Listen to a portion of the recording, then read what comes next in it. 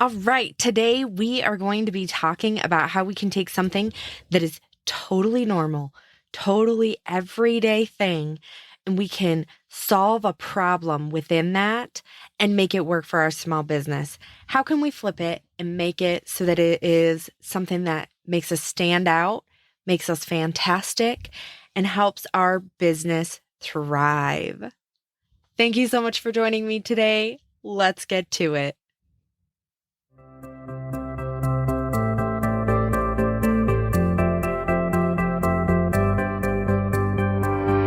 Welcome to the Small Business Hustle. And hello, I'm Molly B, your host and owner of MJ's Market, a small general store in South Dakota. This is a weekly podcast where we discuss operating a small business.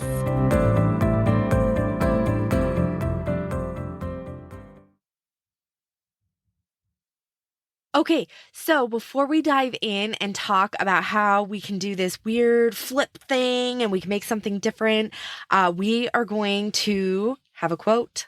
I know if you've listened, you're surprised. All right, here it goes. The things that make me different are the things that make me. Winnie the Pooh. I love this. I absolutely love this. So, I'm going to repeat it one more time. The things that make me different are the things that make me. Man, that Pooh Bear, I feel like I have a lot in common with him. His love of honey, his really great quotes about being different. The list might end there. Okay, so what we're going to be talking about today is how can we take something that's totally normal and take the sucky part out of it and then give it a little spin to be this special service that only our business offers. Now, down the road, there might be copycats, but if you're always at the front of it, you're going to always be the one leading and innovating first. So if there's a change or an update that needs done and you're paying attention to that and you're reviewing and doing a really good job in that review process at the end, you are going to be able to keep ahead of that curve. All right, so what is it that I'm talking about? What am I alluding to? It's back to school shopping. So I worked in retail for many years and I hated the process of people doing back to school shopping. All right, so I'm going to take you for a second to how kind of the norm was.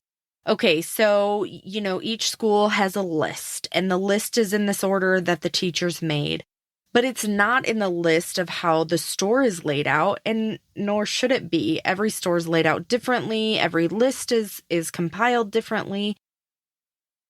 Being a corporate store, they base all of this off of a national list. They don't specialize based on local needs, and I mean, it would be really hard for a corporate store to base it off of local needs. So that's where my small business can come in and really specialize in my local area. So what would happen is customers would want help finding something, and they would end up going to 3 separate aisles in this former place I worked for. But not just once, because as we diligently follow the list, we end up returning to the previous aisles over and over again.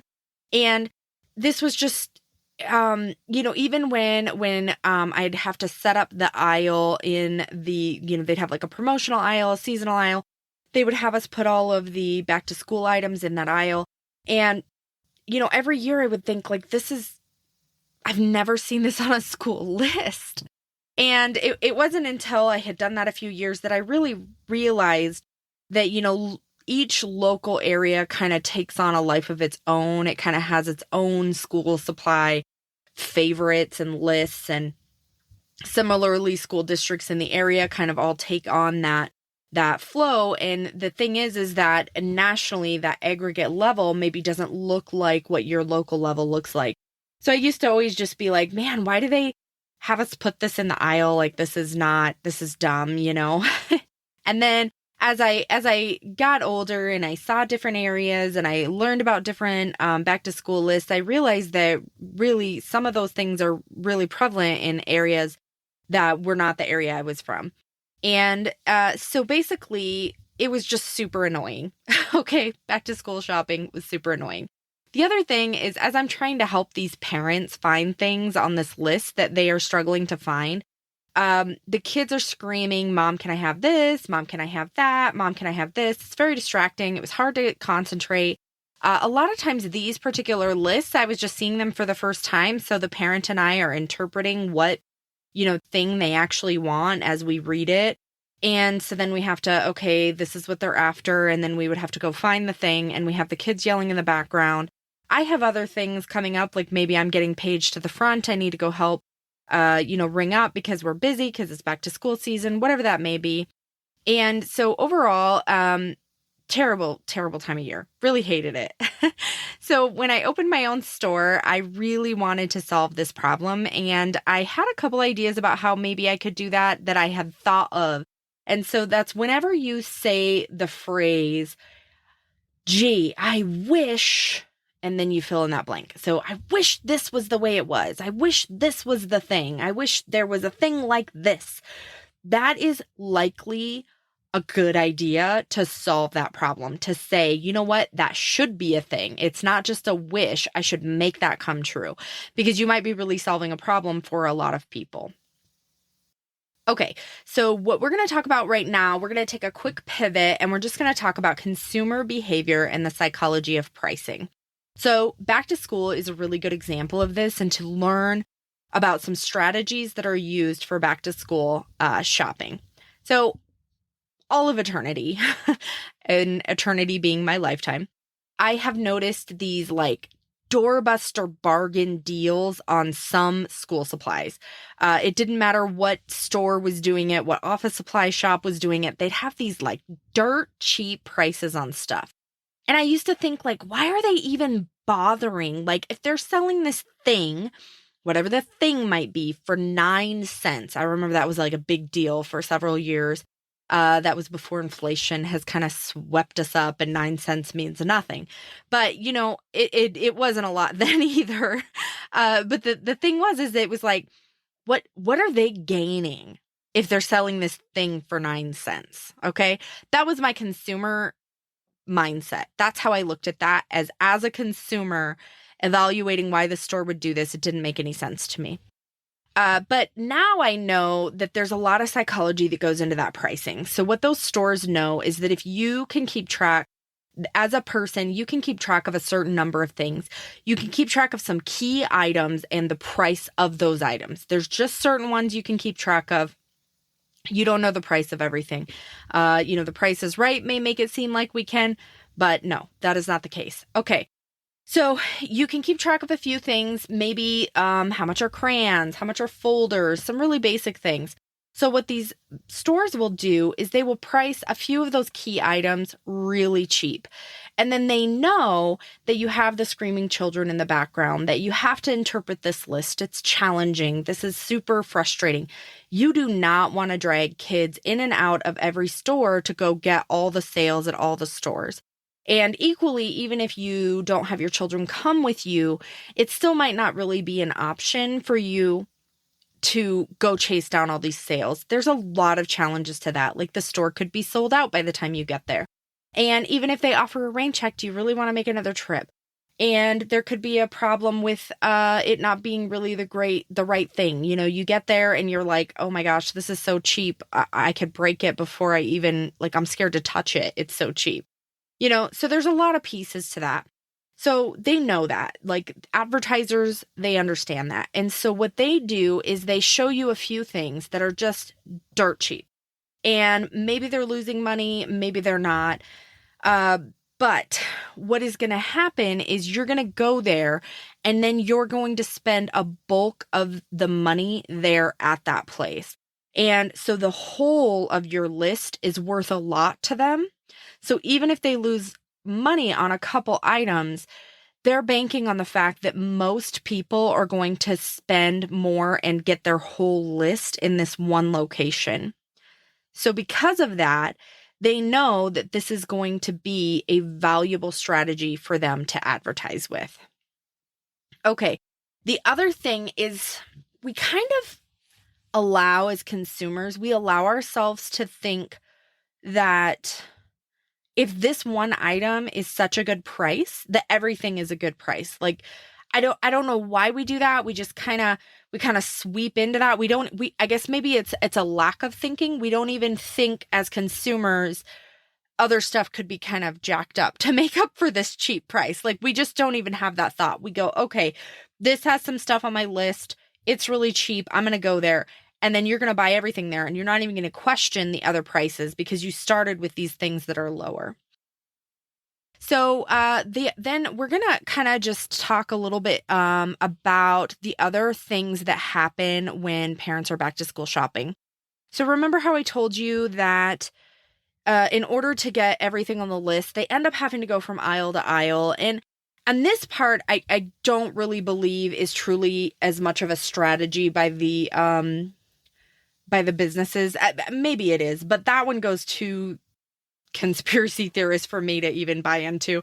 I think it's more that it's just really impossible to like relocate everything that would be commonly purchased on a back to school list in one place. It's just, it's so challenging.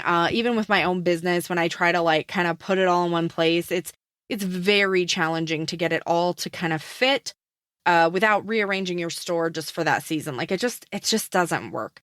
And so as hard as you may try, it ends up being in multiple aisles. You can have a nice selection in one aisle, but there's always going to be one-offs that have to be in another space, another display, something of that nature. What will happen to parents is as they are shopping in these stores that they have gone to because they have advertised this really dirt cheap item, is that they're going to go back and forth from aisle to aisle. I know one of the big W's uses kind of like some short aisles in their seasonal area. And it works nicely. Like they'll have all their notebooks in one space, all their coloring books, but you have to go back and forth from aisle to aisle. And as the list, as I have already mentioned, doesn't go in order of any of these stores. And so what you're going to end up doing is you're going to pass by these end caps and these special displays. On these end caps and special displays are going to be a variety, just a myriad of things. We're going to talk about pencil boxes that have, licensed characters on them. Lunch pails that have that, backpacks that have it, special pens and pencils that have licensed characters on them. The cool zipper, color changing, iridescent, you name it thing is on these displays. And some of it is weaved into the aisles as well, but they'll usually have like maybe an entire Marvel display set up with all things Marvel on this display that are related to back to school. And so what happens is as the parents walk back and forth past these displays as they're diligently looking along this list, they'll say, no, you can't have that. No, you can't have that. No, you can't have that. And pretty soon they've upgraded for a $10 pencil box when a normal pencil box is like $2-3 if you're not getting, the dirt cheap ones that'll break, a day after they get it. So now you've overspent on one item on that list by $7. And so I want you to kind of think about how many things are on the list that you can then overspend on. Granted, it's fine to have these upgrades. That is fine. But what happens inevitably is that people are not planning on having these upsells and these splurges. And so now all of a sudden we've added to that cost. And then, even though we got these crayons really, really cheap, do we really keep track of the cost of the binder? How many people listening know the cost that is a mid price, a low price, and a high price for the cost of a 1-inch binder? Okay, now a 2-inch binder and a 3-inch binder. Do you realize the 1.5-inch binder might actually cost more than the 2 or 3-inch binder? Because that half size is not as standard as the 1-inch or the 2-inch. So now if you have a teacher asking for 1.5-inch binder, you might actually be paying more than a larger binder. But what parent wants to buy things that are not exact on the list? Because parents really want their children to fit in to this system that they're putting them in, school system. And so they're going to get them exactly what's on the list if they can affordably do so. So now we have this extra expense of this binder. We have this extra expense for this pencil box we picked up. Do you know how much some of these other things are? Like, what's the difference for the cost of a composition notebook versus a spiral notebook? Can you buy single subject notebooks cheaper than you can buy a 5-subject notebook? And does your child want single subject versus 5 subject? So, now these more expensive items are places where stores are going to make up their pricing on these low priced items. So anything that they had a really good sale on, anything that they were low, they're making up when they sell you a $10 pencil box, an $8 binder. Those are the places where they're going to make up that sale.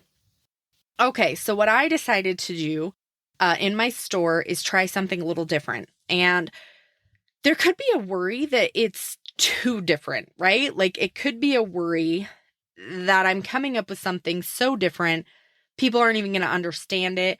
They're not even going to know what it is. I did a school bin list.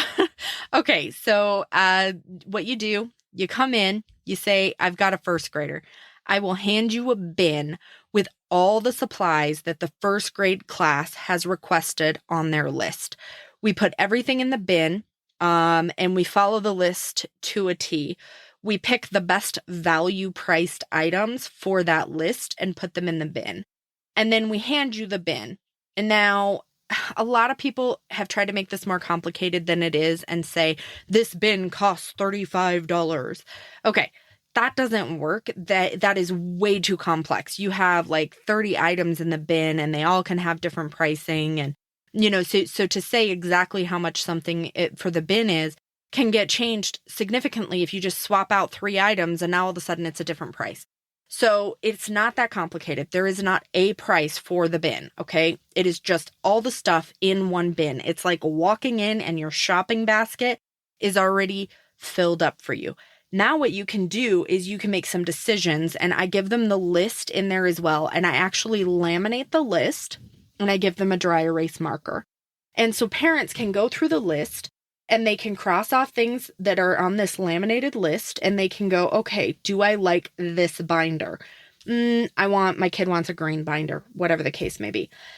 I don't need a pencil box. I got suckered into buying a $10 pencil box when we were over at this other store, so I'm not going to get the pencil box. I'm going to leave that here. So it's a complete pick and choose process. They can just pull out the 6 items they think they need. They can walk up to the counter with it and buy it immediately, or they can use it. What some people do, and we'll dive into this a little bit deeper on how people use the system. But what some people do is use it as, okay, we need a binder. So let's look at all the binder choices. We need one like this. This is the size. Go figure out which binder out of these you want. And so now instead of having to read the thing and go, okay, what is whatever the thing is. The thing I find fun is like parents will get stuck on with certain phrases. Maybe they call the little index dividers in the binder a different word than tabbed dividers. And so they don't realize what is a tabbed divider. Or an index divider. And they're like, oh, what's an index divider? And that is the confusing part that makes the shopping so difficult, is you have to do this interpreting at the same time that you're picking the product and that you're putting it into the bin. And I mean, obviously some parents might look at the list before they go out shopping, but nonetheless, you're still doing that interpretation while you're shopping. And so that's what kind of makes these lists so hard to shop from.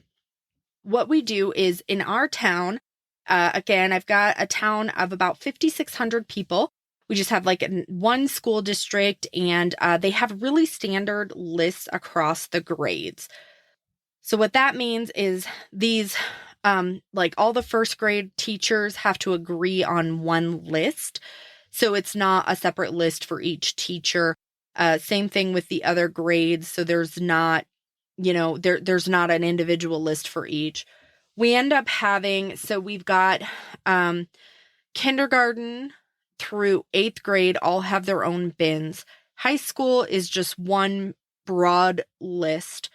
And so it's just suggestive items for all high school grades. It doesn't break it down by grade. And then there's a couple special classroom requests. There's a couple special classrooms. And so those particular classrooms have a separate list. So we make a separate bin for them because they are different. And so what we end up with is actually 12 bins, even though we don't have one specific for each grade. Because like I said, freshmen, sophomore, juniors, and seniors, high school grades there, they all use the same list in our town. So that's why this is so great for our store, is because we do have this kind of standard list across grades. We have one school district, one school system in our close area that we're working with. And then, so what we do is we take the list, and actually, so this is something that I spend a little bit of time on. Right as soon as the list gets launched, I take the list and I make a list just for each grade. I actually, so kindergarten through 4th grade is all on one side of one page. So an 8.5 by 11 has the entire list for all children, kindergarten through 4th grade. So what I do instead is I blow up each grade and I put it large on a sheet of paper with some helpful tips on the side. And then usually what also happens is there'll be like this subsection at the end. So like you're looking at your 2nd grade stuff over here on the left-hand column, and over on the right-hand column, after they get done with 4th grade, they'll say, oh, and if your kid's in music class, you need this one extra thing. If your kid is in library or computer science, they need this extra thing. So I take those little sub notes and I put them underneath. So it's just one list per grade. It's large font. It's easy to read. And then we laminate that and we put it in the bin. What we've also done, so with the laminated list, as I said earlier, we put a dry erase marker in there. And we have learned from the years, the 2 years we've done this, we create 2 bins for each grade. The very first time I ran into trouble with this was when I had a parent walk in and I said, you know, what grades do we have? They had 2 children with them.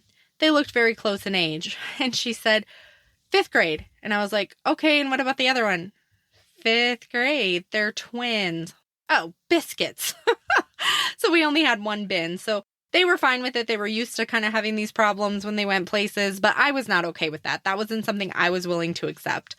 The other thing that started happening is because it was so popular, we would have maybe several children come in of a similar grade really close back to back. And so from the time that we would get the empty bin and have a chance to refill it for the next person, sometimes we wouldn't have it refilled yet. So we learned right away that we should create 2 bins for each grade, at least especially the grades that tend to have more bins sold. It's interesting, some grades kind of don't need as much because they were in a big transitional year the year before. So what I mean by a big transitional year is that when you're in middle school and you go from elementary school into middle school, you need a lot of new things. You need a ton of stuff. Just that transition going from elementary school to middle school means that the list is bigger. There's a lot of things you don't have, especially if you are the first child, for whatever reason, 2nd and 3rd children, there tends to be more things in the home and you don't need as much off that list. And then, so once you get into 6th grade, a lot of the things that you bought in 5th grade can get reused. For example, if in our town, middle school starts in 5th grade. So very confusing for anybody who's just listening to that, because it was confusing to me and I still struggle getting used to it. So our town considers 5th graders to be middle school students. So from 5th to 6th grade, they use a lot of the same things. So like if they buy a Trapper Keeper in 5th grade, they don't need it again in 6th grade.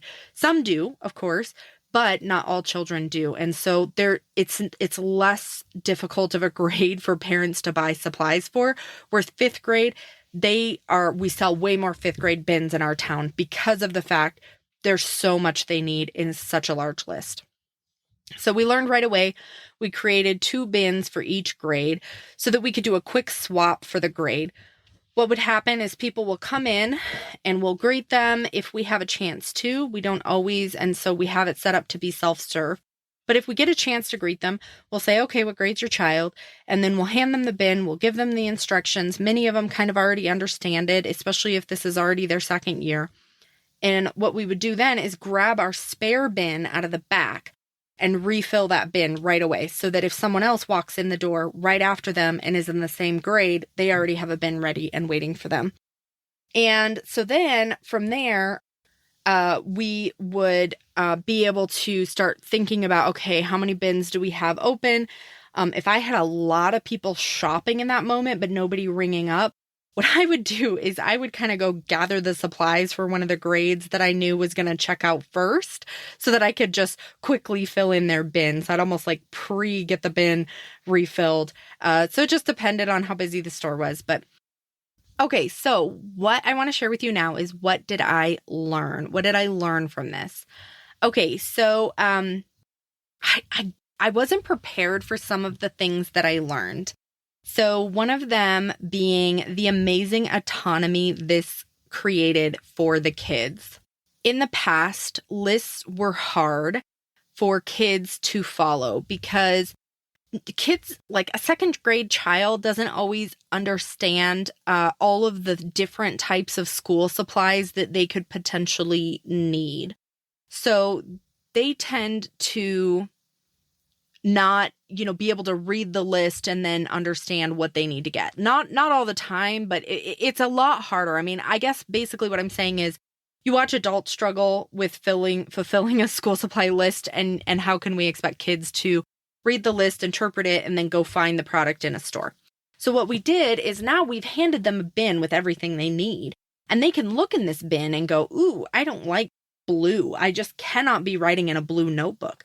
So their parents will say, okay, so this is the things you need. So if you don't like something in here, you can go swap it. And these children would go then and they would find those notebooks and they'd say, okay, I have to have a purple notebook. Like I can write in a purple notebook. I can be happy learning with a purple notebook, cannot do any other color. So they get the purple notebook. Okay. So now all of a sudden this autonomy that these kids have been given at this much younger age. I mean, I had kindergartners doing it. It's like, this is their first year in school. It's a very big deal to them. Like they are such big kids going into kindergarten and they feel really important. And this makes them feel so empowered to be able to take this bin and they get to look at it and they get to pick their color for their pencil pouch. And, and a lot of the things on some of the lists are so specific. There is no room for interpretation, but the things that are able to be interpreted, they feel really empowered. And it's a really good thing. And even if they don't need to change them out, they can just talk about it with their parents and say, their parents will say, okay, you need you need 12 pencils. So these are 12 pencils. Okay. And then they get to see that, they get to process it, and they put it in their basket. Now, one of the other lessons I learned is parents now could handle their entire school shopping list for their children in the span of a lunch break from work. We were giving them back their time. So instead of going to the store and ending up spending 3, 4, 5, I even had somebody tell me they spent 6 hours school supply shopping before. I can't even imagine how stressful it would be to be in a store for 6 hours trying to buy school supplies. And so now I have taken that and given it back to them. I've given them that time. Now maybe they're going to spend that time getting, getting clothes or getting shoes or something like that. But either way, they've gotten so much of their time back. I had moms bragging on social media when I would put up posts about it, and they would be bragging on social media about how they were able to get their school supplies in 15 minutes and I was out the door. And now, granted, some people could do it even faster than that, but these moms were like, they actually picked through the bin and changed out some colors and made a few different changes and then rang up and were in their car within 15 minutes and they were ecstatic. I mean, this was like bragging rights territory for them where they won momming that day. I had several situations with dads who came in with their, child and said, okay, this is the bin. You're going to just get everything in the bin and let's just buy it and be done. 5 minutes. I mean, as long as it takes for you to ring up the stuff, they were done. So it was really fascinating to kind of see how those things changed. And another thing that I learned that is by far the most shocking to me as a small business owner, something that I constantly compete with the big W's on, is price. And people told me they saved money.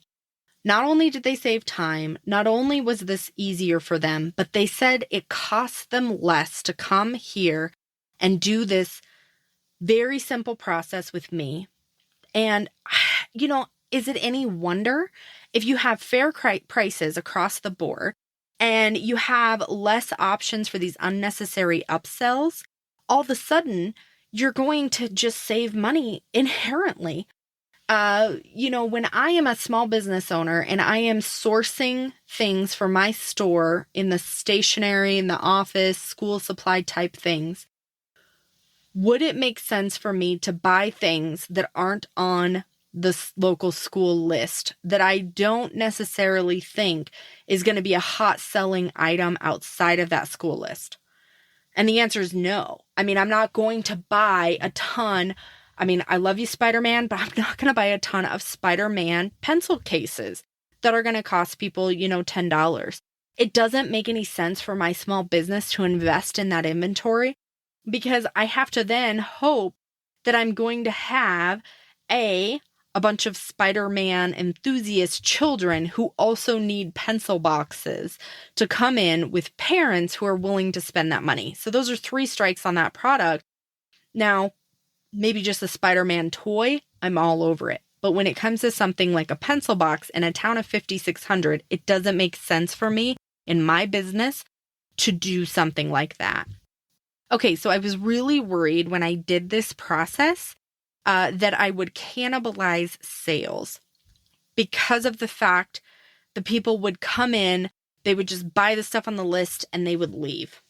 And what actually happened is that people, there were some people, like I told you, we've got the moms on the lunch breaks, they're grabbing the stuff, they're out the door.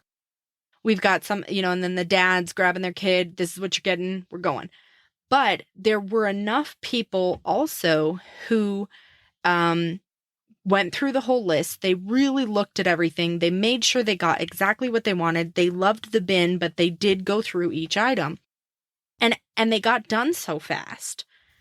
And they had left all this time. They said, okay, school supply shopping is going to take us 2 hours. And they got done in like 20 minutes. Maybe even if the kids were really picky, 30 minutes. And now all of a sudden, they're done and they have tons of extra time.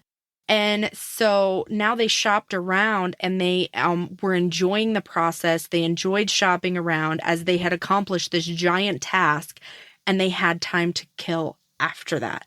So it was a really interesting process for me. I've done this now for two back to school seasons. And as always, we make improvements based on our review of the season. So we do a reflection of what went well and especially what did not go well.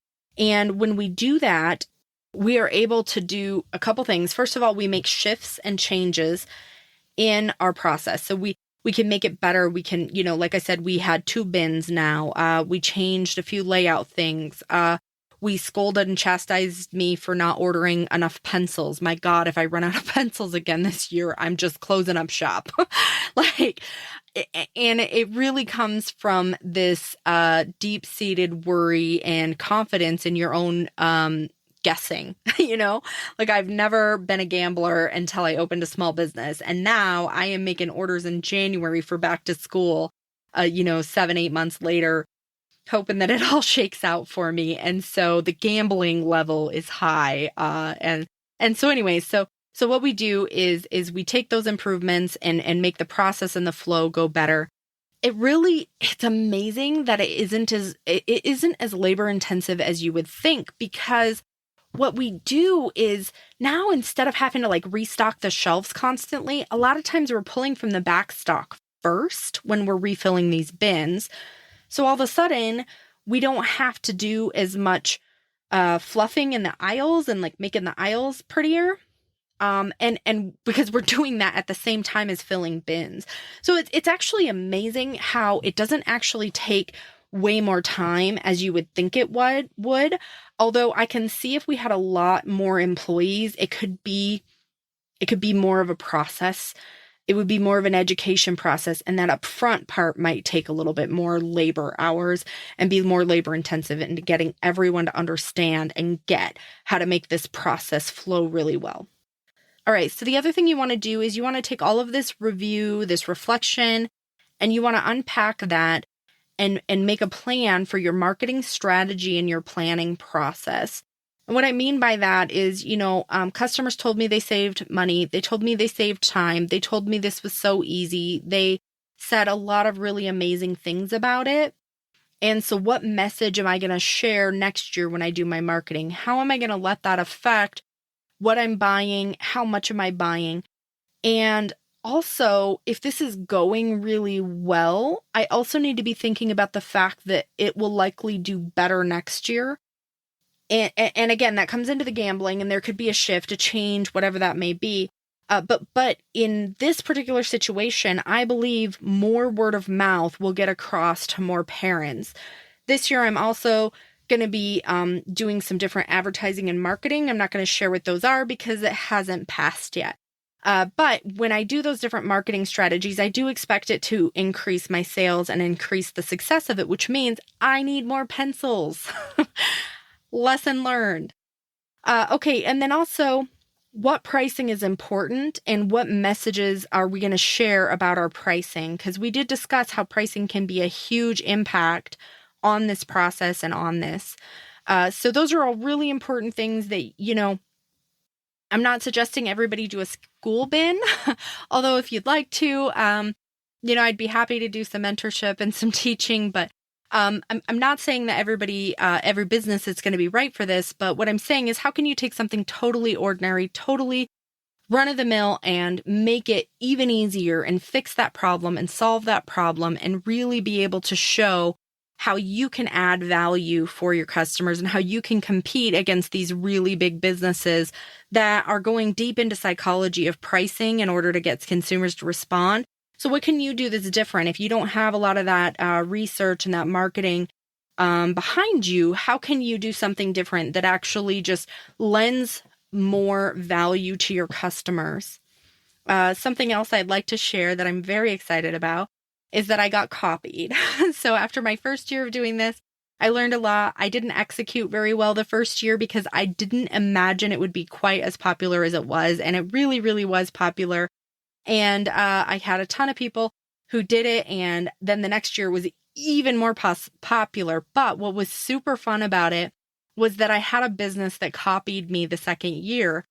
And so when that happened, I kind of, at first you get a little, maybe offended, I guess is the right word, or taken aback. I really wasn't offended as much as I was like, wait, what? You're totally copying and ripping me off. But, I thought about it and it was a couple beautiful things that came from that. And that's really why I want to share it.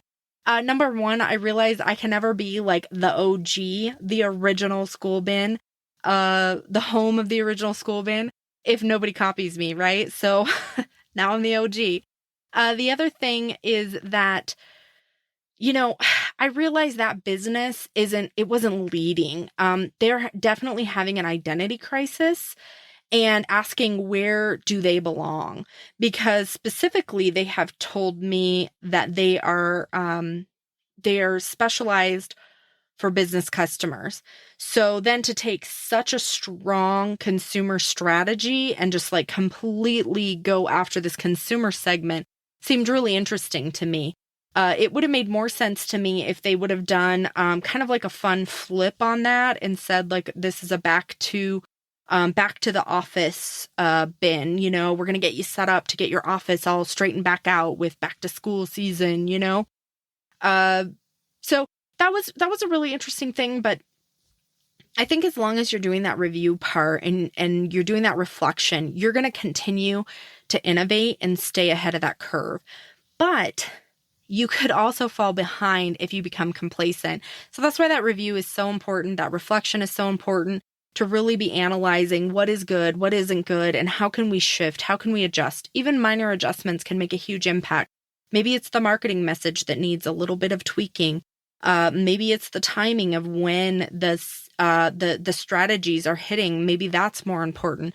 So just really looking at all of those little pieces and seeing how can you continue to innovate and stay ahead of this curve, because, people are going to copy you in business and in life. It's not something that initially it is right. I think, for you to feel maybe, you can feel a little bit taken aback or whatever, offended. But when you really get away from that and you think, you know what, I am trailblazing here and this is what I am doing and I am moving forward. I've got my head up and I'm moving forward and I'm inspiring someone else. And what a beautiful thing is that. And so for me to know that I have inspired this other business, unfortunately, I don't think it went well for them. We'll see if they continue to do it again this year. That was their first year, was last year. So we'll see if they do it again this year.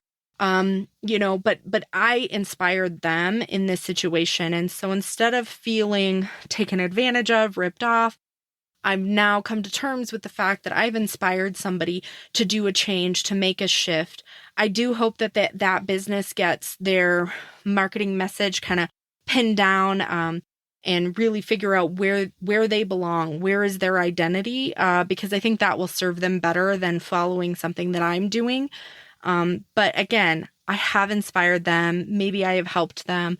And if I can help you, please reach out. I would love to help serve you. I would love to help people. Anything that within the time constraints of my life that I can do to help you, whether maybe it be a very specific episode in more detail or, any other pieces, maybe a couple emails back and forth. I would be happy to support and help you in your journey. So yeah, basically from all of that, you never know who you might be inspiring. You never know who you might be making a path for. And so, it's okay to be different. It is okay to define who you are, and the things that make you different might be the things that make you. It can make your small business a success, and it can make your customers' lives so much better. And what a positive ripple you can put into the marketplace with your small business. Thanks so much for joining me, and have a fantastic week. Thank you for joining me this week on the Small Business Hustle. I would love to hear your feedback so I can better serve you. And don't forget to subscribe so you can catch me next week, where we'll continue to talk about small business. If you found value in this podcast, you can show your support by sharing our podcast with your audience and your friends. We appreciate you, and please spread some positivity today. I promise it will do you wonders.